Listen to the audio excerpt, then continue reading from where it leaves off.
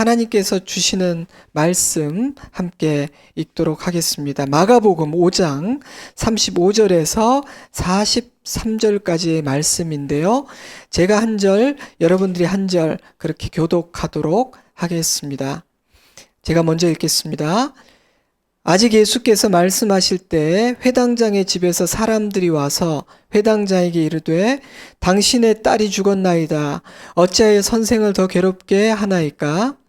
예수께서 그 하는 말을 곁에서 들으시고 회당장에게 이르시되 두려워하지 말고 믿기만 하라 하시고 베드로와 야고보의 형제 요한 외에 아무도 따라옴을 허락하지 아니하시고 회당장의 집에 함께 가사 떠드는 것과 사람들이 울며 심히 통곡함을 보시고 들어가서 그들에게 이르시되 너희가 어찌하여 떠들며 우느냐? 이 아이가 죽은 것이 아니라 잔다 하시니 그들이 비웃더라. 예수께서 그들을 다 내보내신 후에 아이의 부모와 또 자기와 함께한 자들을 데리시고 아이 있는 곳에 들어가사 그 아이의 손을 잡고 이르시되 달리다굼 하시니 번역하면 곧 내가 내게 말하노니 소녀야 일어나라 하심이라. 소녀가 곧 일어나서 걸으니 나이가 12살이라 사람들이 곧 크게 놀라거늘 함께 읽겠습니다.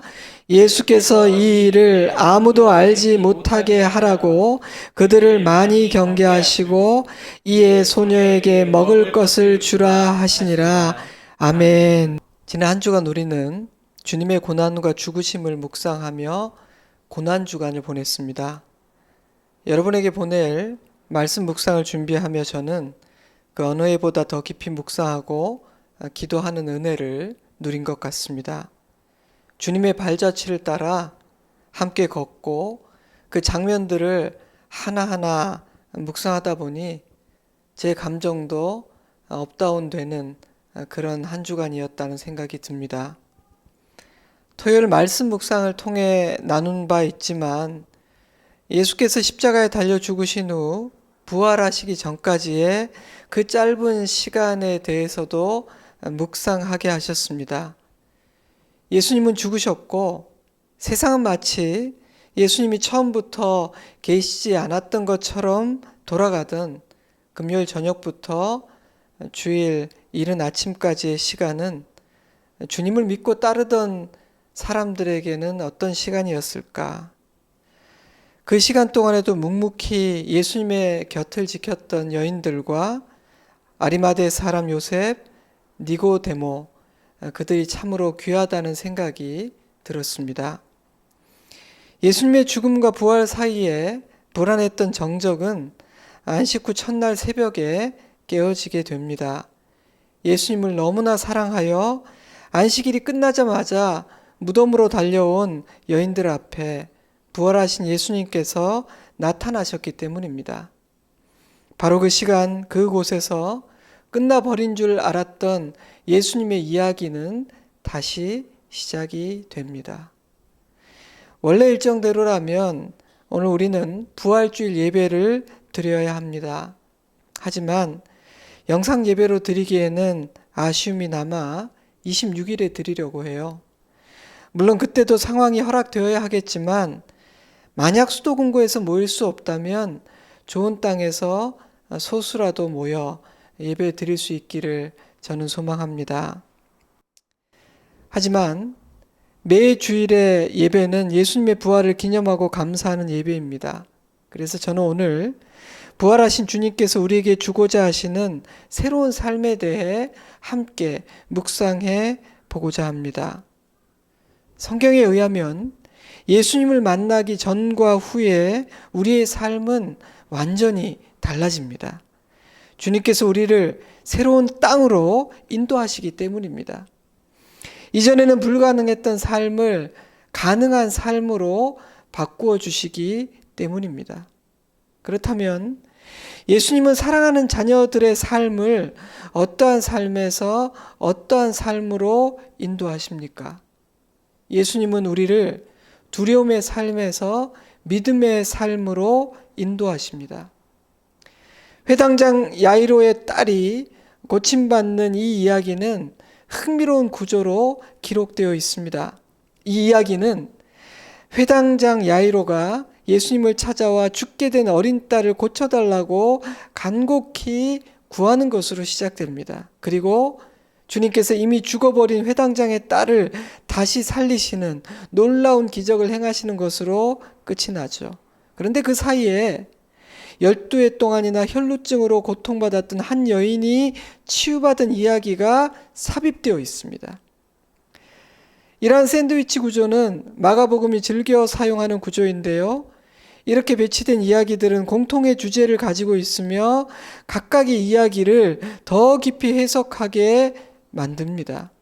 이야기의 속도를 잠시 늦추고 생각의 방향을 전환시키는 극적인 효과도 있죠. 이 두 이야기도 서로에게 그런 역할을 하고 있습니다. 이 두 이야기의 공통적인 주제는 믿음입니다. 또한 혈류증 앓던 여인 이야기는 그 사건 자체로도 의미가 있지만 병든 소녀를 고치는 치유의 이야기를, 죽은 소녀를 살리는 생명의 이야기, 부활의 이야기로 바꾸는 역할을 하고 있습니다. 한 단락으로 묶여있는 이 두 사건의 주인공인 혈루증 앓던 여인과 회당장 야이로는 사회적, 경제적, 종교적, 성별 이 모든 범주에서 정반대편에 서 있는 사람이었습니다. 남자와 여자, 권세 있는 자와 미천한 자, 병을 고치느라 가진 것을 다 써버린 가난한 자와 경제적 여유를 가진 자산가, 부정한 자와 존경받는 종교적 지도자, 두 사람은 모든 면에서 너무나 달랐습니다. 하지만 이 두 사람은 같은 처지이기도 했습니다. 이 두 사람 모두에게는 주님의 도우심과 은혜가 필요했다는 결정적인 공통점이 있었다는 뜻이죠. 여인이나 회당장이나 자신의 능력과 지혜와 소유로는 자신의 문제를 해결할 수 없는 절망과 한계의 상황 앞에 서 있었기 때문입니다.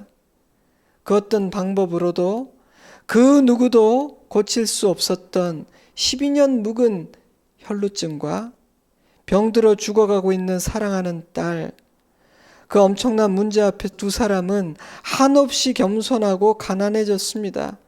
그리고 그러한 가난함과 간절함은 이들로 하여금 예수님을 찾아 그 앞에 나오게 만들었습니다. 이러한 대조를 통해 마가는 우리에게 무엇을 말하고 싶었던 걸까요? 우리의 신분과 상황이 어떠하든 우리 모두는 주님의 은혜와 도우심이 필요한 자라는 것입니다. 오직 주님만이 우리의 힘과 지혜로는 절대 풀어낼 수 없는 인생의 문제를 해결해 주실 수 있는 분이라는 사실입니다. 그러니 인생길 걸어가다 만나는 한계와 고난은 우리를 좌절시키고 힘들게 만들기도 하지만 우리의 소망과 도움, 진정한 구원자이신 주님을 찾게 만들고 생각하게 만드는 복된 기회가 되기도 합니다. 만약 그 순간 이 여인 이 회당장처럼 예수님 앞으로 나아가 무릎 꿇기만 한다면 우리의 고난과 뜻밖의 위기들은 오히려 복이 될 수 있다는 뜻입니다. 전혀 다른 것처럼 보였던 두 사람의 상황과 처지가 사실은 동일했던 것처럼 이 두 사람이 은혜를 입을 수 있었던 이유, 기적을 체험할 수 있었던 이유 역시 동일했습니다. 바로 믿음입니다. 예수님은 여인에게 이렇게 말씀하셨습니다. 딸아, 내 믿음이 너를 구원하였으니 평안히 가라. 내 병에서 놓여 건강할지어다. 예수님은 회당자에게 이렇게 말씀하셨습니다. 회당자에게 이르시되 두려워하지 말고 믿기만 하라. 주님께서 두 사람에게 요구하신 것은 믿음이었고 두 사람이 자신의 능력과 이 세상의 것으로는 풀 수 없었던 크고 높은 산과도 같았던 그 문제들을 해결할 수 있었던 이유는 믿음이었습니다. 예수님은 이들의 믿음에 응답해 주셨던 것이죠. 참으로 감사한 일이 아닙니까? 너무나 격려가 됩니다. 주님 앞에서는 누구나 동일하며 모든 사람이 평등한 기회를 갖기 때문입니다. 주님은 우리에게 다른 것이 아니라 믿음을 요구하시기 때문입니다. 가진 것이 없는 부정한 여인, 감히 공개적으로 나서서 저희 집으로 좀 와주실 수 없겠어요? 말씀드릴 수조차 없었던 여인의 초라한 형편과 신분은 주님의 은혜를 입고 기적을 경험하는 데 불리한 조건이 되지 않았습니다. 종교적, 사회적, 경제적 지위가 있었기에 공개된 장소에서 예수님 앞으로 나와 도움을 청할 수 있었던 회당장의 괜찮은 형편과 높은 신분이 주님의 은혜를 입고 기적을 경험하는데 더 유리한 조건이 되었던 것도 아닙니다.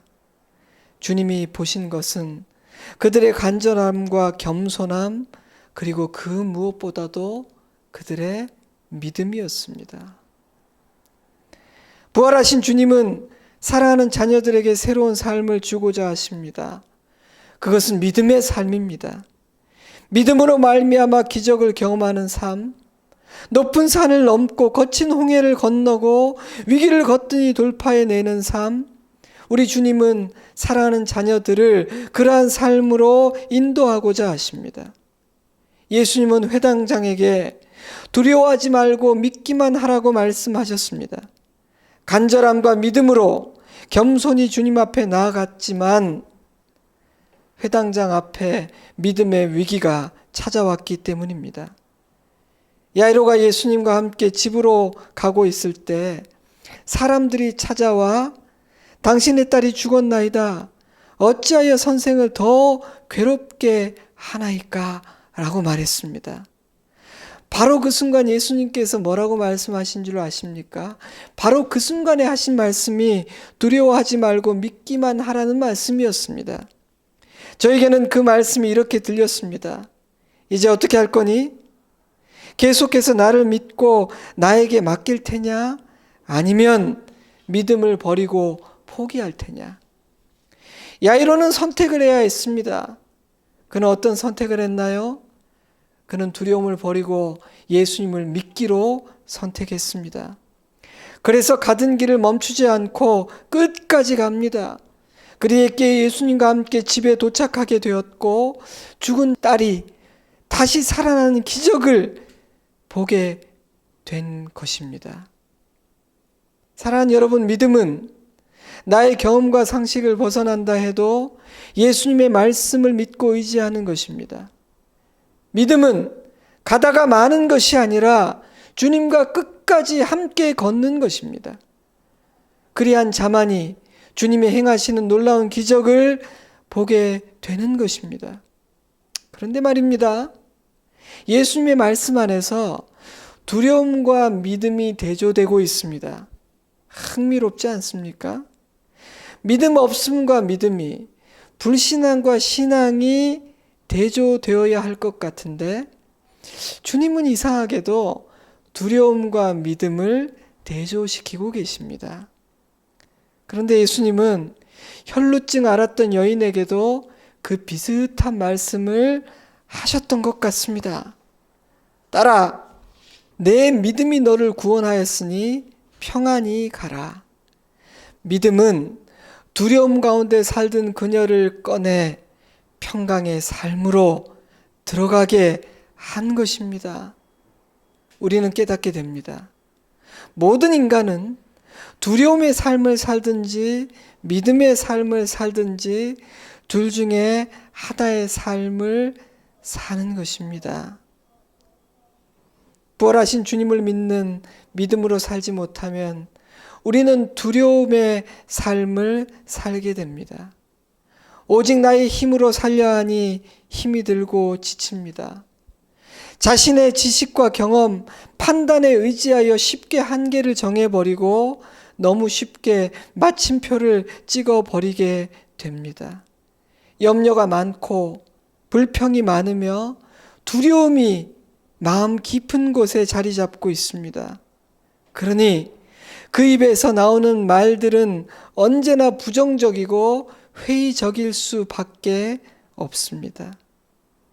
만약 내가 그러하다면, 나에게 그런 현상이 일어나고 있다면 나는 아직 두려움에서 믿음으로 옮겨가지 못한 사람인 것입니다. 하지만 믿음으로 사는 사람에게는 한계가 없습니다. 부활하신 주님이 생명의 주인이심을 알고 그 주님을 믿고 신뢰하기 때문입니다. 예수님은 인간이 끝이라고 생각하는 죽음을 생명으로 바꾸셨습니다.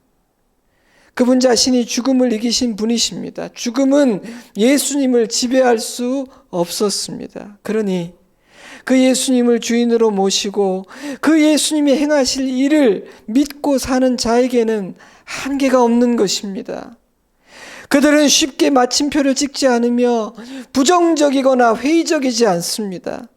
그들은 가능성을 이야기하고 소망을 말합니다. 사랑하는 여러분, 여러분은 어떤 것 같습니까? 여러분의 입에서 어떤 말이 나오는 것 같습니까? 사도 바울은 이렇게 외쳤습니다.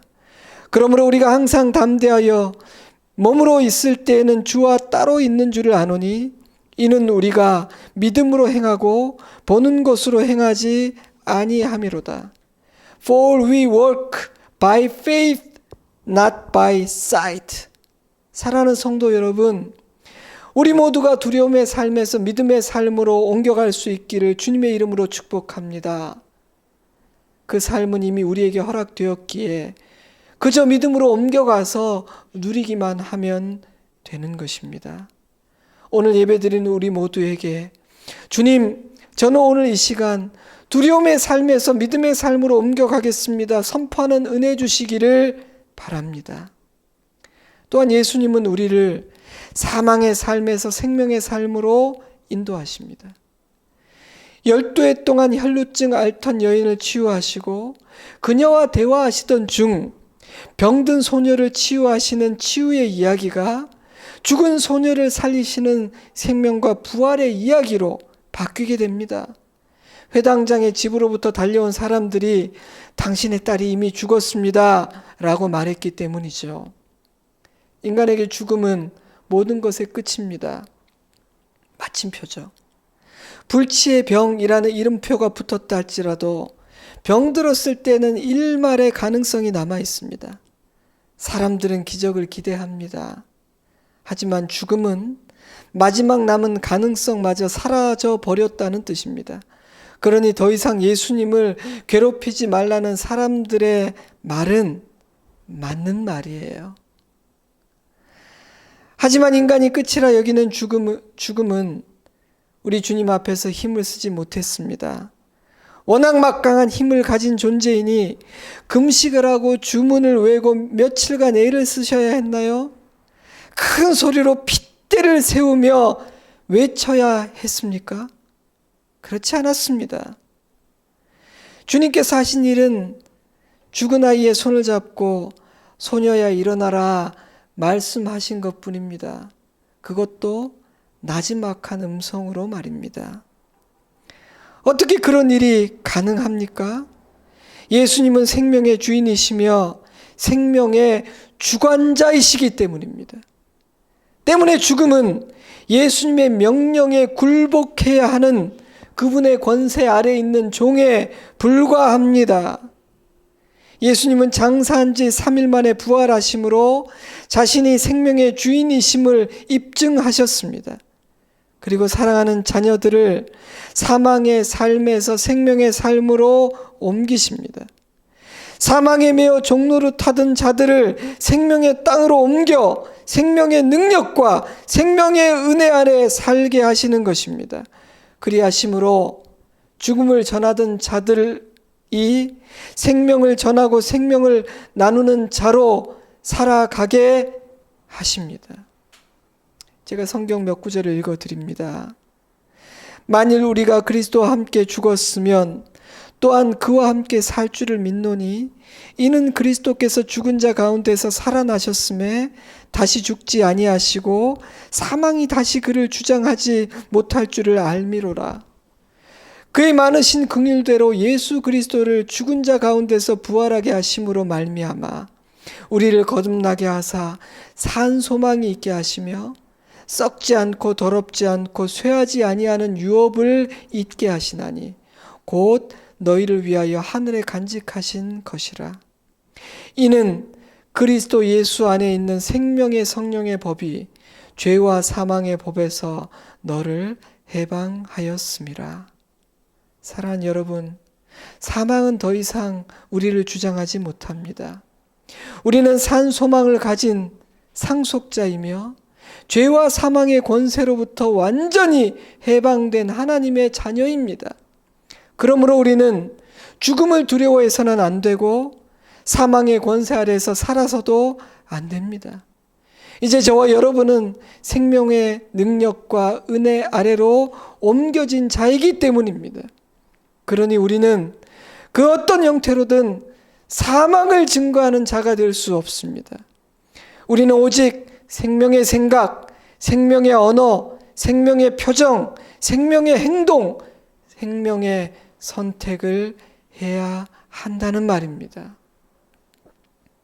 율법은 죽이는 것이고 은혜는 살리는 것입니다. 그러므로 사망의 삶에서 생명의 삶으로 옮겨갔다는 것은 살리고 위로하고 치유하는 삶을 산다는 의미이기도 합니다. 예수님의 생명이 나의 생명이 되었기에 예수님이 하신 그 일을 우리도 하며 살게 되었다는 뜻입니다. 하지만 바리새인들은 정죄하고 판단하고 비난하고 자신은 가르치지 않으며 남만을 가르치려 하는 죽이는 일을 했습니다. 그들은 여전히 사망의 어두운 그늘 아래에서 살고 있었기 때문입니다. 그들은 생명으로 옮겨진 자가 아니었기 때문입니다. 그러니 이 시간 자신을 돌아보시기를 바랍니다. 나에게는 사망의 삶에서 생명의 삶으로 옮겨졌다는 증거가 있습니까? 그 증거는 무엇입니까? 내 생각은 달라졌습니까? 혹시 나는 내 자신을 죽이는 사망의 생각을 하며 살고 있지는 않습니까? 다른 사람이 나를 죽일 수는 없습니다. 내 생각이 나를 죽이는 것입니다. 생명의 생각이 아니라 죽음의 생각을 하면 나를 죽이고 남도 죽이게 됩니다. 나의 말은 어떻습니까? 혹시 나는 여전히 누군가를 죽이는 사망의 말을 하고 죽음의 글을 쓰고 있지는 않습니까? 나의 선택과 행동은 달라졌습니까? 나의 선택은 언제나 생명의 선택, 살리는 선택, 세우고 품고 위로하고 이해하고 치유하는 선택입니까? 이 아침 하나님 앞에서 나는 사망에서 생명으로 옮겨진 자다운지 생각해 보십시오. 생명을 가진 자로 산다는 것이 나에게 구체적으로 무엇을 의미하는지를 생각해 보시고 회개할 것을 회개하고 행동으로 옮겨야 할 것들을 실천하는 은혜가 있기를 바랍니다. 하지만 안타깝게도 어리석은 우리는 부활하신 예수님이 생명을 주셨고 생명의 삶으로 우리를 옮겨 놓으셨으며 생명의 삶을 살라 하셨음에도 불구하고 사망의 삶을 선택하고 사망의 땅에 머무르는 경우가 많은 것 같습니다. 사랑하는 성도 여러분, 오늘 이 아침 사망의 땅에서 생명의 땅으로 옮겨가시기 바랍니다. 그리고 뒤를 돌아보지 마십시오. 그리함으로 나도 살고 남도 살리는 생명의 삶을 살아가시기를 주님의 이름으로 축복합니다. 또한 예수님은 우리를 불순종의 삶에서 순종의 삶으로 인도하십니다. 사람들은 예수님의 말씀을 비웃었고 순종하지 않았습니다. 하지만 회당장 야이로는 예수님의 말씀을 믿고 끝까지 순종합니다. 그에게 순종은 어떤 것이었습니까? 자신의 생각, 자신의 판단, 자신의 눈에 보이는 모든 것들을 뒤로 하고 예수님의 말씀대로 했던 것입니다. 예수님이 하고자 하시는 일을 방해하지 않고 원하시는 대로 하고 싶으신 대로 하시도록 한 것입니다. 여러분, 그것이 순종입니다. 만약 회당장 야이로가 여기까지 와주신 것 제 청을 들어주신 것만으로도 감사합니다. 이미 죽었다니 그냥 여기서 그만두시죠. 집까지 가실 필요는 없겠습니다. 라고 말했다거나 모두가 통곡하고 있는 것을 보니 이제 다 끝난 것 같습니다. 그러니 이제 그만하셔도 되겠습니다. 오신 김에 장례를 인도해 주세요. 라고 말했다면 그것은 불순종입니다. 그러나 그는 두려워하지 말고 믿기만 하라는 예수님의 말씀에 순종하여 예수님을 믿었습니다. 그래서 예수님과 함께 끝까지 갔고 죽은 딸이 누워있는 곳으로 들어갔습니다. 예수님을 방해하지 않았습니다. 원하시는 대로 마음껏 하시도록 예수님께 모든 것을 온전히 맡기고 조용히 기다렸습니다. 말씀을 묵상하며 저는 두 가지 차원의 순종이 있다는 생각이 들었어요. 하나는 주신 말씀 그대로 행동하는 그런 차원의 순종입니다. 다른 하나는 주님을 방해하지 않는, 주님께서 원하시는 대로 하시도록 다 맡기고 주권을 내어드리고 기다리는 그런 차원의 순종입니다. 전자는 적극적인 순종이고 후자는 소극적인 순종이라고 생각될지도 모르겠습니다만 저는 주님을 방해하지 않는 순종, 주님께서 원하시는 대로 마음껏 하실 수 있도록 맡기고 기다리는 순종 역시 매우 적극적이고 참으로 위대한 순종이라는 생각이 들었습니다. 만약 그런 순종이 쉬운 것이었다면 왜 그날 회당장의 집에 있던 사람들 중에 오직 그 회당장만이 그리 했겠어요? 저는 적극적으로 순종하지 않는 것도 문제이지만 많은 경우 우리의 문제는 하나님께서 마음껏 행하시도록 맡겨드리지 않는 것이라는 생각이 들었습니다.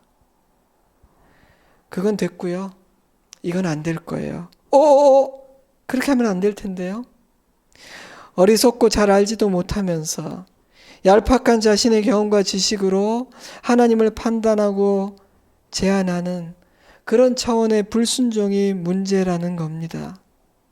최소한 방해는 하지 않아야 주님께서 마음껏 일하실 텐데 저나 여러분은요 자꾸만 방해를 하는 거예요. 그래서 하나님은 이스라엘 백성들에게 이렇게 요구하셨어요. 너희는 두려워하지 말고 가만히 서서 여호와께서 오늘 너희를 위하여 행하시는 구원을 보라.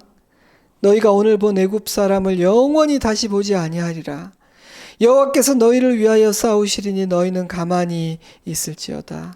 하나님은 두 번씩이나 가만히 있으라고 말씀하셨습니다. 제발 가만히 있어라.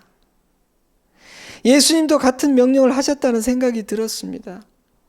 두려워하지 말고 믿기만 하라는 말씀은 너는 나를 믿고 가만히 있어라. 나에게 모든 것을 맡기라. 이런 말씀이라는 생각이 들었습니다. 왜 가만히 있어야 할까요? 우리가 할 일이 없기 때문이에요. 문제 해결에 우리의 행동이 아무런 도움이 되지 않기 때문입니다. 오히려 방해할 수 있기 때문입니다. 뒤에서는 막강한 애굽의 군대가 쫓아오고 있으며 앞에는 사나운 홍해가 가로막고 있습니다. 그런 상황에서 이스라엘이 무엇을 할 수 있었겠습니까? 시름시름 앓던 딸이 이제 죽어버렸습니다. 딸을 사랑했지만 아버지가 무엇을 할 수 있었겠습니까? 그런 순간에는 가만히 있는 것이 가장 적극적인 순종입니다. 믿고 맡기고 잠잠히 기다리는 것이 믿음의 행동입니다. 문만 닫지 않으면 됩니다. 열어두기만 하면 되는 것이죠. 우리는 너무 많은 말을 하고 너무 많은 판단을 하고 너무 많은 일을 하려고 합니다. 하지만 결정적인 순간에는 가만히 있어야 합니다. 주님을 방해하지 말아야 합니다. 원하시는 대로 마음껏 행하실 수 있는 분위기와 배경을 만들어 드리는 것, 그것이 우리가 해야 할 순종입니다. 제 생각에는 주님 다시 오실 그날이 가까이 다가오면 올수록 그러한 자세가 더 많이 요구될 것이라고 생각이 됩니다. 우리의 지식과 경험, 우리의 능력과 소유를 넘어서는 일들이 더 많아질 테니 출애굽 때에 주신 말씀, 회당자에게 주신 말씀을 마음에 잘 새겨 두어야 할 것입니다. 하지만 여러분, 순종은 여전히 내게 주시는 그 말씀을 따르는 행동이라는 사실을 잊어서는 안 되겠습니다. 그러니 예전에는 들었으나 따르지 않았다면 이제는 들었다면 따르는 삶으로 나아가야 합니다. 부활하신 예수님은 사랑하는 자녀들을 불순종의 삶에서 순종의 삶으로 옮기고자 하십니다. 순종의 삶은 은혜롭고 진정 복된 삶이기 때문입니다. 순종의 삶은 기적을 경험하는 삶이기 때문입니다. 순종할 때 우리는 주님을 느끼게 됩니다. 우리 주님과 깊고 친밀하게 교제할 수 있습니다. 때문에 우리 주님은 사랑하는 자녀들을 불순종하는 삶에서 순종하는 삶으로 옮기지 않으실 수가 없는 것입니다. 순종은 크게 두 가지 모습으로 나타납니다. 하나는 회개요, 돌이킴입니다. 그러니 말씀을 들을 때 우리에게는 찔림이 있어야 합니다. 그래서 회개하고 돌이키는 일이 일어나야 합니다. 다른 하나는 행동하는 것입니다. 그러니 말씀을 들었다면 말씀을 따라 행동해야 됩니다. 행동에 실제적인 변화가 일어나야 합니다.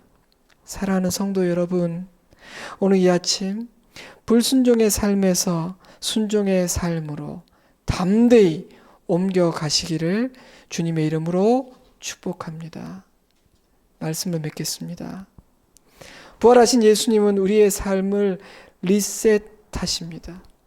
모든 것을 새롭게 하시고 사랑하는 자녀들을 새로운 삶으로 초대하십니다. 새로운 땅으로 인도하십니다.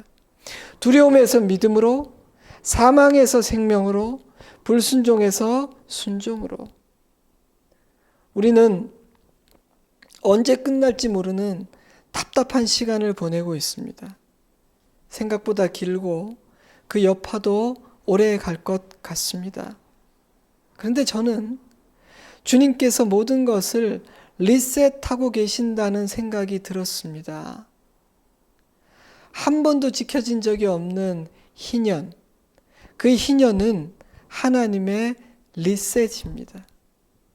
안식년도 그렇지만 희년은 진정한 하나님의 리셋입니다. 하나님의 명령대로 50년마다 희년이 지켜졌다면 인간의 욕심으로 망가진 모든 것들이 정기적으로 리셋되었을 테니 그래도 그나마 덜 망가졌을 텐데 단 한 번도 제대로 지켜진 적이 없다 보니 세상은, 인간은 계속해서 망가지고 부서지기만 했지 회복될 수 있는 기회가 없었습니다. 저는 그래서 인간도 세상도 이 지경에 이르게 되었다는 생각이 듭니다. 강제로 갖게 된, 우리의 의도와 관계없이 강제로 주어진 이 제한과 멈춤의 시간, 이 시간 동안 우리의 많은 것들이 리셋될 수 있으면 좋겠습니다.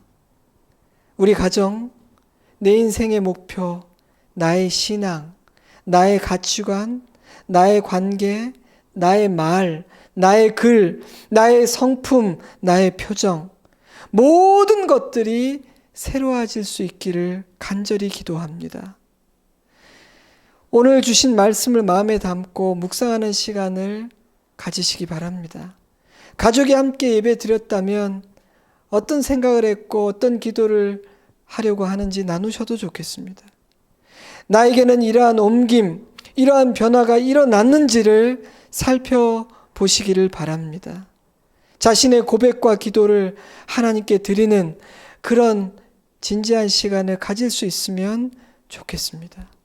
우리 모두 주님께서 인도하시는 새로운 땅, 새로운 삶으로 옮겨가는 결단과 감사와 기쁨이 오늘 이 복되고 거룩한 주일 우리 모두에게 있기를 주님의 이름으로 축복합니다.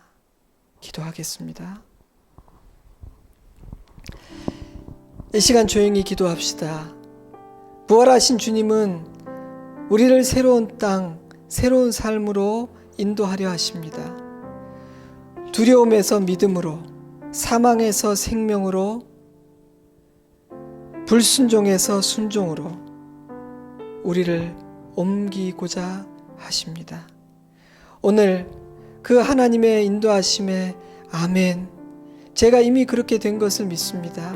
그리고 그 땅에서 사는 자처럼 그렇게 살기를 결심하고 소원합니다 라고 기도하십시오. 그리고 여러분에게 어렵게 생각되고 약한 부분들을 주님께 올려드리십시오. 그리고 주님 앞에 회개하고 돌이켜야 하는 것들을 정직하고 진실하게 내놓고 회개하십시오. 함께 잠시 기도 드리겠습니다.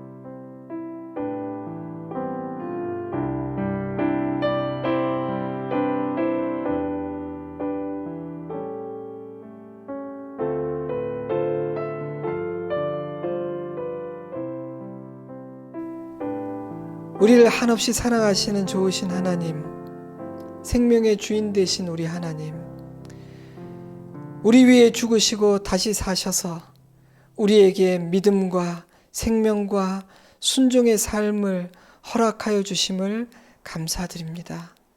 이미 옮겨오고 떠나온 우리들인데 다시 예전에 살던 그 땅으로 돌아가지 말게 하시고 이전의 삶을 기웃거리지 않게 하여 주시옵소서.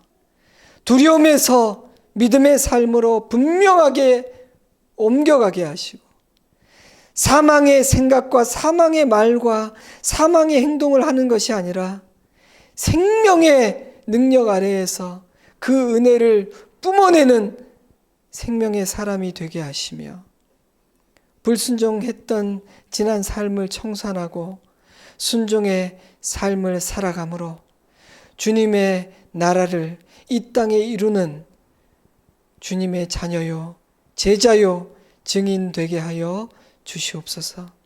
우리의 가장 연약한 부분조차도 주님의 강함이 드러나는 놀라운 축복의 통로가 될 수 있다 말씀하셨사오니 우리의 연약함을 주님께 올려드립니다. 나의 약함이 주님의 강함 되게 하심을 감사하고 찬송합니다. 우리 주 예수 그리스도 이름으로 기도드리옵나이다. 아멘.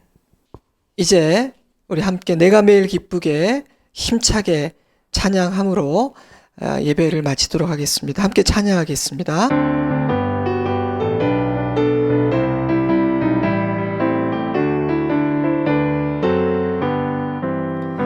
내가 매일 기쁘게 순례의 길 행함은 주의 팔이 나를 안보하니요 내가 주의 큰 복을 받는 참된 비결은 주의 영이 함께함이라. 성령이 계시네 할렐루야 함께 하시네. 좁은 길을 걸으며 밤낮 기뻐하는 것 주의 영이 함께함이라. 저는 죄에 빠져서 평안함이 없을 때 예수 십자가의 눈물이고 그 발 아래 엎드려 잠든 평화 얻으며 주의 영이 함께함이. 아멘. 성령이 계시네 할렐루야 함께 하시네. 좁은 길을 걸으며 밤낮 기뻐하는 것 주의 영이 함께하니. 아멘. 나와 동행하시고 모든 염려하시니